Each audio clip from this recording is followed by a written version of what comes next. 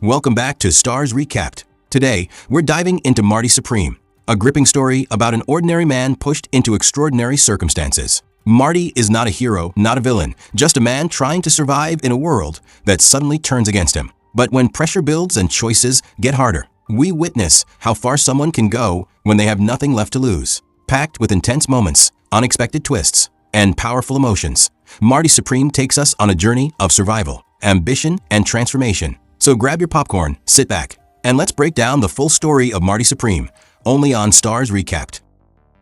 The story takes us back to 1952, New York City, where we meet Marty, a sharp, smooth-talking shoe salesman who knows exactly how to charm customers and close a deal. He's good at what he does, maybe too good. One afternoon, a woman named Rachel walks into the store. She claims she once bought shoes for Marty, and he instantly remembers her. But this isn't just a regular customer visit. Rachel explains she left her old pair behind during her last trip, assuming they were boxed up and put back into storage. Marty quietly leads her toward the back of the shop, asking her to keep her voice down. Before anything more can happen, Marty's Uncle Murray, the shop owner, calls him over with big news. He's promoting Marty to store manager. It's supposed to be a proud moment, but Marty surprises him. He refuses. He insists he's not meant to sell shoes forever. He's planning to leave town soon and demands his owed wages immediately so he can buy a plane ticket. Murray brushes him off, promising to settle everything at closing time. But Marty's life is far more complicated than it seems. For one, he's secretly involved with Rachel, who, as it turns out, is married and lives above Marty's mother's apartment. At the same time, Marty is obsessively training for an upcoming table tennis championship. During practice, he even makes his opponent change shirts because he can't properly see the white ball against white fabric. Every detail matters to him. In the middle of training, he receives a phone call about his mother being sick, but something feels off. He hears murmurs in the background. The illness might not be real, it feels staged. And then we discover Marty has another ambition entirely. He approaches a businessman named Christopher with a bold idea, replacing the traditional white table tennis ball with a bright orange one, arguing that it's easier to track and better for spectators. He wants to brand and sell them under the name Marty Supreme. Christopher hesitates, pointing out that colored balls would cost more to manufacture. Even Christopher's son tries to defend Marty's vision, but the father isn't convinced. Marty passionately argues that the sport is exploding overseas, filling stadiums. He believes America is next, and if he wins the British Open, which he's confident he will, he could become the face of the sport in the United States. That evening, Marty returns to the shoe shop expecting his payment, but Murray is gone. Frustrated, Marty confronts Lloyd, another employee, insisting that he's owed $700. A call home confirms Murray has left town for the weekend. Marty snaps, accusing Murray of intentionally holding him back. He pulls out a gun and demands the money from Lloyd. But Lloyd doesn't panic. He doesn't think Marty has the nerve to pull the trigger. Marty tries to justify himself. He says this isn't theft, it's reclaiming what's rightfully his. He reminds Lloyd that Murray planned to promote him instead of Lloyd, stirring resentment. Then he calmly suggests a plan. Open the safe, let him take what he's owed, and afterward Lloyd can report the incident and get him fired. To Marty, this isn't crime, it's business. And this is only the beginning of how far he's willing to go to rewrite his destiny. Before long, Marty is soaring across the Atlantic, headed to London to compete in the biggest tournament of his life. When he arrives, the atmosphere feels different this year. Japan has returned to the competition after years of restrictions. Their presence alone shifts the energy in the arena. Marty cruises through his first match effortlessly, barely breaking a sweat. Confidence radiates from him. But after stepping off the court, something unusual grabs his attention. A Japanese player named Endo is facing the world's top-ranked champion. And, astonishingly, Endo is dominating him with a massive lead. What truly stuns everyone isn't just his performance, it's his paddle. The design is unfamiliar, revolutionary even. Spectators and players whisper in confusion. No one seems to understand what makes it so effective. Marty advances again and, fueled by ambition, heads straight to confront the head of the International Table Tennis Association, Mr. Seth, who is comfortably staying at the luxurious Ritz Hotel. Marty doesn't hold back. He complains about the poor accommodations he's been given,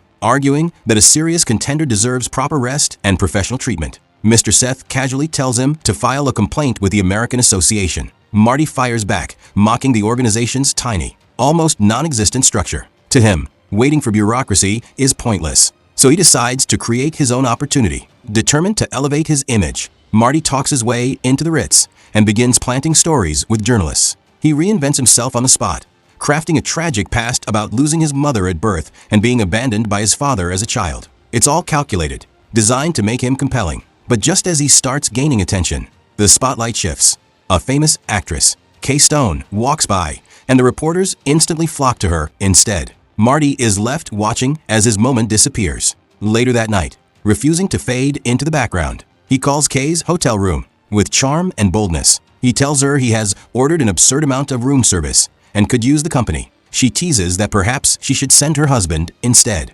Marty keeps the conversation going, admitting he's never spoken to a real movie star before. He hints that he's a performer too, just in a different arena. Then he directs her to a newspaper article featuring his photo. Curious, Kay finds it. She studies the picture and asks his age, 23. She laughs softly and tells him he likely hasn't seen any of her films. She retired from acting long before he was born. And just like that, Marty realizes that fame, much like the game he plays, is all about timing and knowing how to stay in the spotlight. Just as Marty and Kay's conversation begins to spark, the mood shifts. Kay's husband suddenly walks into the room. Her tone changes instantly. She tells Marty she has to hang up. Before the line goes dead, Marty makes one last move. He invites her to watch him compete at Wembley the next day. Kay politely declines. She already has plans, a major promotional event supporting her husband's company. Milton owns Rockwell Incorporated, a business known for manufacturing pens. Marty casually claims he's familiar with the brand. Kay ends the call, but Marty isn't finished. Moments later, he calls again and asks an unusual question. Does her room face the street or the courtyard? When she says the courtyard, he tells her to walk to the window and look across. He describes a small table below with a bowl of fruit resting on it. Then he makes a bold promise. He says he's about to make an apple appear inside that bowl, and if he succeeds, she has to attend his match. With daring confidence, Marty launches an apple from his own window. It arcs through the air and drops straight into the bowl. The next day, Kay is in the stands. It's the semi-final match. Marty steps onto the court with swagger. Before play begins, he leans toward his opponent and suggests they make the match entertaining. What follows isn't just competition, it's a performance. Marty unleashes dramatic, flashy shots designed as much for the crowd as for victory. The audience is electrified. Point after point, he dominates. The match ends in a clean 3-0 sweep. That evening at dinner, Marty makes another calculated gesture. He quietly tells the hotel staff to put Kay's table bill on his account and ensures she knows who paid it. When Milton learns about this, he wastes no time confronting Marty. He approaches him directly, demanding to know his intentions. Marty remains calm, almost charming. He claims it's simply a gesture of appreciation for Milton's products. Milton doesn't buy it. He presses harder. Who exactly is this young man? Marty answers confidently. He's a finalist in the British Open. Soon, he'll face Japan for the championship. Then, almost strategically, Marty offers Milton an idea. He mentions that Japanese players refer to their paddle grip style as the pen holder. Perhaps that phrase could inspire a clever marketing campaign. As Milton considers the suggestion, Marty's attention drifts across the room to Kay. Because, for Marty, every conversation is a match. And every match is about winning more than just the trophy. That night, Kay quietly knocks on Marty's hotel door. Whatever began as flirtation turns into something more personal. For a brief moment, the noise of competition fades away. But the next day brings reality crashing back. It's the championship match, Marty versus Endo of Japan. From the very first serve, Marty is thrown off balance. He can't read Endo's spin, can't predict the rhythm. The scoreboard quickly shows 5-0. The gap feels humiliating. Yet Marty fights back. Soon it's 9-9, the tension tightening with every rally. Still, no matter how hard he pushes, he can't seize control. Milton watches from the stands as the match unfolds under intense pressure. The format is unforgiving, best of 5 games, each to 21 points, and you must win by 2 clear points. Marty drops the first 2 games. In the third, he's on the edge of survival. The score reaches 20-17 in Endo's favor. One more point and it's over. Marty tries everything.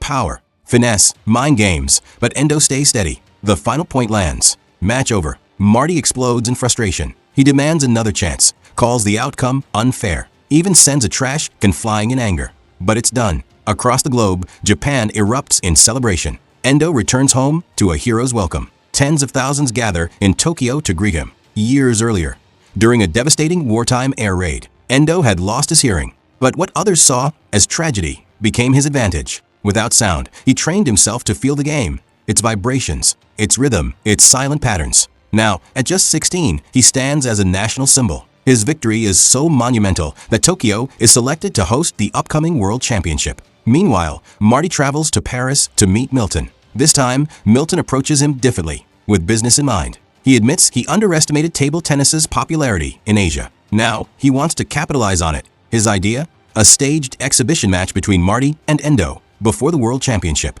Purely promotional. Entertainment to help sell pens. Milton offers Marty $1,000. But there's a catch. It wouldn't be a real match.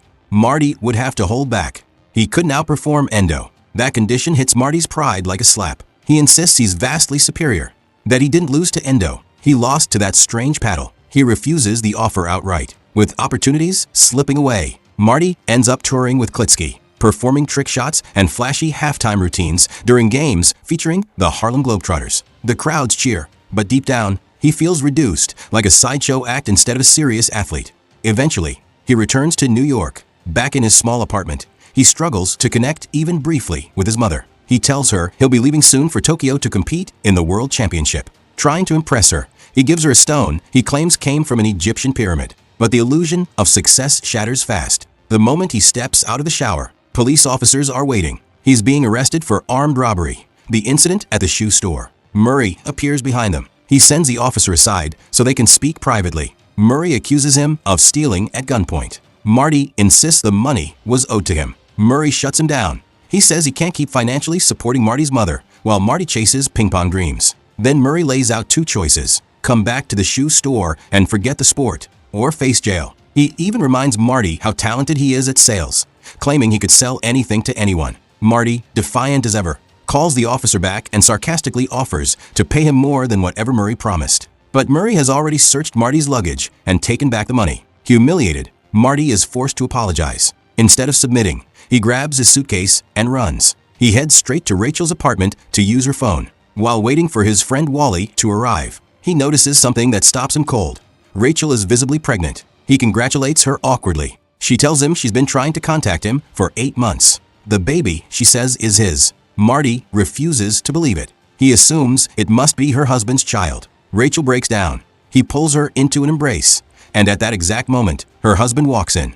They quickly invent a story about Marty's father passing away and Rachel comforting him as an old friend. But suspicion fills the room. Her husband reaches for the phone to call the police. Marty runs again. He finds Wally, who drives a taxi. They try to book a decent hotel room, but they're short on money. They settle for a cheap place barely fit to sleep in. The shower doesn't even work properly. As Wally sorts through Marty's mail, more bad news appears. The International Table Tennis Association has fined him $1,500 for his earlier hotel stunt. And then, as if things couldn't get worse, the unstable floor of Marty's bathtub collapses beneath him, sending him crashing straight into the room below. For Marty, every time he tries to climb higher, the ground seems to break beneath his feet. When Marty crashes through the bathroom floor, he lands in the room below, right on top of a man who is in the middle of bathing his dog. Shattered porcelain and water are everywhere. The man groans in pain, but his first concern isn't himself, it's the dog. Marty quickly pulls the broken tub aside and helps free both the injured man and the terrified animal. Paramedics rush in. As they lift the man onto a stretcher, he keeps repeating one thing. Someone has to get his dog to a veterinarian. Desperate, he looks at Marty and promises to pay him if he takes care of it. Marty notices a thick stack of cash inside the man's bag. He removes some money, setting aside part of it as payment, and a portion supposedly for the vet. But instead of heading to a clinic, Marty and Wally focus on a different problem.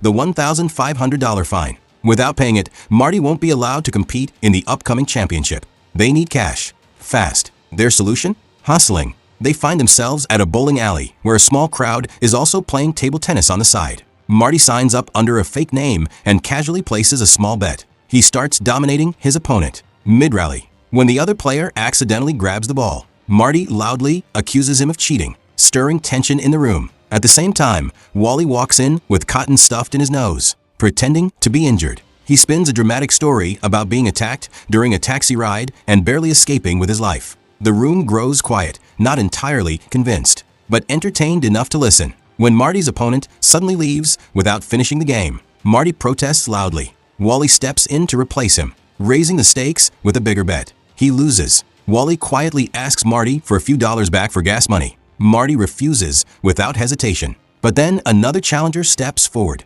eager to win their money back. This time, Marty ups the bet significantly. The entire room gathers cash, all betting against him. It's a mistake. Marty dismantles every opponent who steps up. By the end of it, he and Wally walk out with every dollar in the place. They celebrate wildly, even leaping from a moving car in excitement. But the celebration doesn't last long. At a closed gas station, Wally suggests they split the winnings evenly. Marty refuses. He wants it all. He promises he'll repay Wally many times over after returning from Japan. Before they can argue further, the angry gamblers from the bowling alley track them down. They demand their money back. They've figured out Marty's real identity.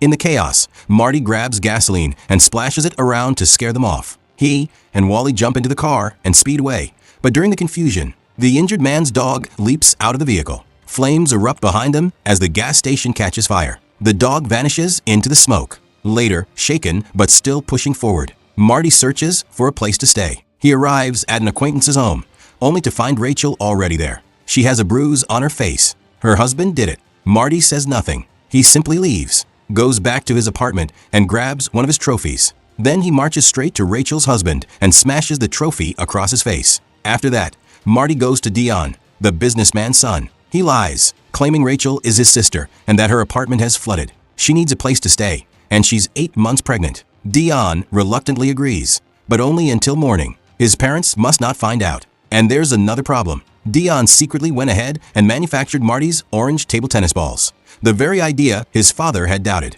Now warehouses are filled with unsold inventory. That decision has made Dion's father furious, and Marty's name is attached to the risk. At this point, Marty isn't just fighting opponents on a table. He's fighting debt, broken trust, burning bridges, and the consequences of every gamble he's ever made. The following morning, Marty tries once again to reach Milton at Rockwell Incorporated. But Milton isn't at the office. He's out on business, and the staff refuse to reveal where. So Marty does what he does best. He performs. With a smooth voice and a carefully crafted lie, he claims to be connected to Milton's late son. The sympathy angle works. The receptionist slips up and gives him the location. It leads Marty to a theater. On stage, Kay is performing in a live production. Marty sits in the audience, watching her under the spotlight, graceful, confident, completely in control. When the curtain falls, he approaches her backstage. Instead of compliments, he offers critique. He even demonstrates how one of her scenes could be played differently, acting it out himself with dramatic flair. That's when he overhears Milton nearby, frustrated and arguing about his wife. Marty steps in, hoping to reopen the business conversation, but Milton shuts him down. The promotional event is already arranged. Marty is no longer part of the plan. Milton drives away. Not long after, Marty receives word that Kay wants to meet him for lunch. During their conversation, Marty accidentally drops her necklace into a street drain. As she reacts, he boldly tells her she doesn't need her husband, that she deserves more. Kay cuts him off. She isn't looking for rescue or rebellion. Instead, she asks him a simple question. Is he actually making money from table tennis? Marty admits not yet, but he insists it's still his profession. He believes success will follow if he just keeps believing in himself. Kay studies him carefully and asks what he'll do if that belief fails. Marty dismisses the idea entirely. Failure, to him, isn't even a possibility. Kay suggests maybe it should be. After she leaves, Marty arranges for the necklace to be retrieved from the drain, only to discover it isn't valuable at all. Just costume jewelry. Meanwhile, Rachel is following Marty's instructions. Using Dion's car, she drives back toward the gas station where the fire happened, asking about the missing dog. No one knows anything. Nearby, there's a farmhouse. They hear barking from inside, but no one answers the door. Marty circles around back and spots the dog, Moses. Without hesitation, he slips inside to retrieve him, but the farmer catches them. Rachel tries to explain they're searching for a lost dog. The farmer claims he knows nothing about it. Then he disappears inside and returns holding a shotgun. Rachel panics, shouting for Marty to get in the car. But Marty refuses to leave without Moses. In a split-second decision, Rachel slams the car into the farmer to knock him aside. They speed away through open fields, dirt flying behind them. Later, Rachel calls the dog's original owner. She tells him they found Moses, but she wants a reward, $2,000. She spins a desperate story about being pregnant, alone, with no job and no support. The owner agrees to pay and asks for her address so he can come immediately. Rachel refuses. She says she's been tricked too many times before.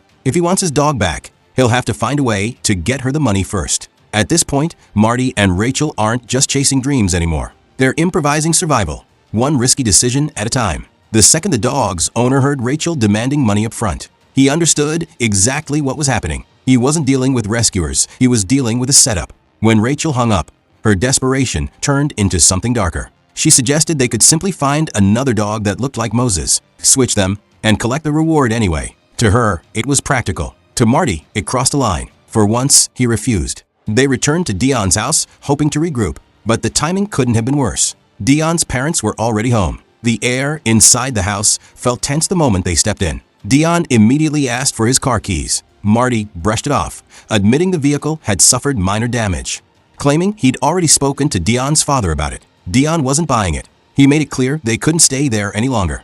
Rachel broke down in tears. Marty tried to manipulate the situation, pressing Dion emotionally, asking how he could throw them out when they had nowhere else to go. But then everything unraveled. The bruise on Rachel's face, the one she claimed her husband had given her, wasn't real. It was makeup. Marty stared at her in disbelief, asking how she could fabricate something like that. Rachel fired back instantly, accusing him of using her just as carelessly. Their argument escalated, echoing through the house. Dion rushed in. His father followed. Voices clashed from every direction. In a burst of anger, Dion grabbed boxes of the orange table tennis balls, Marty's grand invention, and hurled them out the window, scattering them across the yard. In the middle of the chaos, Marty turned to Rachel and spoke coldly. He told her he had a mission, something bigger than all of this, and she didn't. Every decision he'd made, right or wrong, had built toward his goal. He had 1 week to find $1,500 and secure his future. That was his focus. Settling down? Not now. He offered to help her as a friend. Said they could find a proper maternity home, somewhere safe. But that wasn't what Rachel wanted. So Marty walked away. Rachel returned to her apartment and woke her husband in the middle of the night. With nothing left to hide, she told him the truth. The baby wasn't his. Rage consumed the room. Furniture overturned. Glass shattered. The shouting pulled neighbors from their apartments. Doors creaking open as everyone watched the drama spill into the hallway. And in a final bitter move, Rachel's husband stormed off, heading straight to congratulate Marty's mother. Because at this point, Marty's personal mess was no longer private. It was spreading. The following day, Rachel decides to handle the dog situation alone. She arranges a meeting with the dog's owner and demands the payment up front. To prove she actually has Moses, she shows him the collar. The man opens his coat slightly, revealing a thick stack of cash. Rachel makes a call and signals for someone to bring the dog out. From a distance, she points confidently and tells the owner his dog is right there. But the moment the man steps closer, his expression changes. "That's not my dog." Without hesitation, he turns violent, stabbing the random man holding the animal. Chaos erupts. One of the owner's men grabs Rachel as she tries to run. At the same time, Marty is dealing with a different crisis. He goes to see Kay, holding her necklace in his hand. This time, there are no games. He admits the truth. He took it. He intended to sell it and disappear from her life. But when the moment came, he couldn't go through with it. Kay listens carefully. Marty explains he was desperate. He needed money to reach Japan for the championship and had no other options. But Kay already knows the full story. He only discovered the necklace wasn't valuable when he tried to sell it. Before they can say much more, Kay's publicist arrives with news. Milton has ordered every employee at his company to attend Kay's show. He's trying to fill the theater to please her. But Kay doesn't want forced applause. She arranges a ticket for Marty. Later that night, while Marty sits in the audience, he receives a message from Kay asking him to meet her at midnight in Central Park. After the show, they meet beneath the city lights. Kay brings him something different this time. One of her genuine anniversary necklaces. Gifts from her husband over the years. In the quiet of the park, as they stand close together, 2 police officers approach. They recognize Kay immediately. To avoid scandal or questions, she discreetly hands over the necklace to smooth things over. The officers leave. Marty, still thinking practically, asks if she can bring him another one. Kay hesitates. It's not that simple. He argues she has many more upstairs. After a long pause, she tells him to wait. She returns to the party. Milton confronts her, asking where she's been. He reminds her that he organized all of this, even inviting critics from major newspapers to ensure her success. Kay stays to hear the reviews. Outside, Marty waits and waits. Eventually, impatience drives him back inside. He asks for Kay and learns she's in her dressing room, crying. With no alternatives left, Marty makes a final move. He approaches Milton directly and swallows his pride. He asks for another chance. He needs money to get to Japan. He says he'll do anything. He even apologizes for everything that happened before. Milton studies him coldly. He tells Marty to retrieve a paddle from his office and bring it back.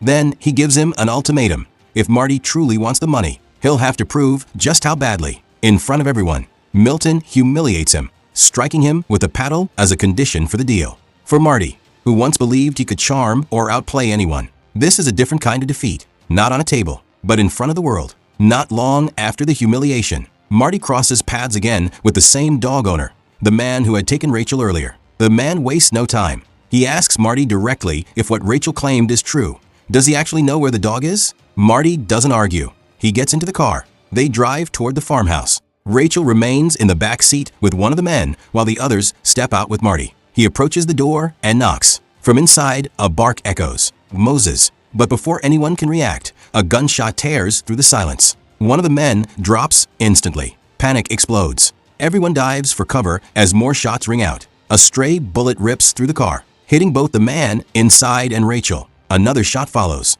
The dog's owner falls, dead. Amid the chaos, Rachel calls out weakly to Marty. She tells him the money is in the dead man's coat pocket. Even wounded, survival is still on her mind. She reaches over and pulls the cash free. Marty glances inside the farmhouse and sees the farmer lying motionless as well. Enough. He drags the injured driver from the vehicle, slides behind the wheel, and races Rachel to the hospital. There's no speech, no promises, just urgency. At the hospital doors, he says goodbye. Then he leaves for Japan. But even on foreign soil, humiliation follows him. Milton makes sure of it. Marty is forced to wait in line like any ordinary spectator. No special treatment, no acknowledgement. Determined to salvage something, Marty finds Ramsey, the association official he once clashed with in London. This time, he apologizes sincerely. He promises a new attitude. He explains that today's exhibition match is staged, a performance. The real Marty, he says, will appear at the championship next week. Ramsey delivers crushing news. The tournament brackets are already locked. Marty isn't included. He has traveled across the world for nothing. Still, the show must go on. Following Milton's promotional script, Marty steps before the roaring Japanese crowd and announces a challenge to Endo. The stadium erupts. The spectacle grows even bigger when a condition is revealed. The loser must kiss a pig in front of everyone. Marty hadn't been told about that detail, but trapped by pride and circumstance, he agrees. The match unfolds exactly as planned. Marty holds back. Endo dominates. The crowd cheers wildly as their champion wins. Then the pig is brought out. And that's the breaking point. Marty refuses. He shouts to the audience that they've been watching a lie, that the match was scripted. He demands a real game, a true contest. He asks the crowd who wants to see it done properly. At first, confusion, then chanting. The energy shifts. Even Endo listens. Marty tells him plainly, he won't be in next week's championship. This is his only chance. Just one honest match. After a tense pause, Endo agrees. The rematch begins. This time, there is no acting, no script, no restraint. Point for point, they battle. The rallies stretch longer. The tension grows heavier. Spectators flood in from outside.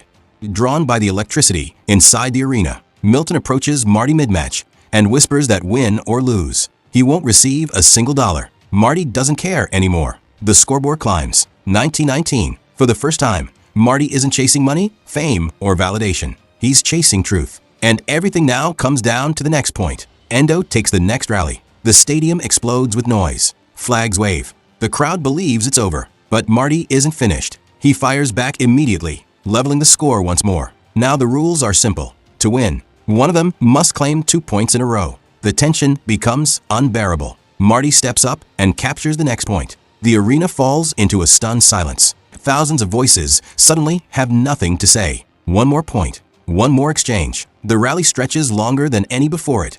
Paddle against paddle. Spin against instinct. And then, Marty lands it. Game over. For a split second, there's only silence. Then, the realization settles in. Marty has won. No script. No favors. No humiliation. Just skill. He and Endo meet at the net, exhausted. No anger. No prideful gestures. Only mutual respect. Two competitors who gave everything they had. Soon after, Marty boards a flight back to New York, seated among American soldiers returning home. The noise of the crowd fades behind him, replaced by something quieter, something personal. When he lands, he doesn't chase reporters. He doesn't celebrate. He goes straight to the hospital. Rachel has already given birth. Marty walks slowly into the room. For once, there's no performance in him. No charm. No hustle. Just a man. He steps closer and looks down at his newborn son. And in that moment, after all the ambition, all the chaos, all the pride, he breaks. Not in anger, not in frustration, but in overwhelming joy. Because for the first time, Marty isn't thinking about winning. He's thinking about what truly matters. And that's where this story finds its final point. If you enjoyed this recap, make sure to like the video, so we know you want more powerful stories like this. Comment below and tell us, what was your favorite moment from the movie? Don't forget to share this video with your friends who love epic sports dramas. And most importantly, subscribe to Starz Recapped and hit the bell icon so you never miss our next movie breakdown. Until the next story, stay tuned and keep watching with Starz Recapped.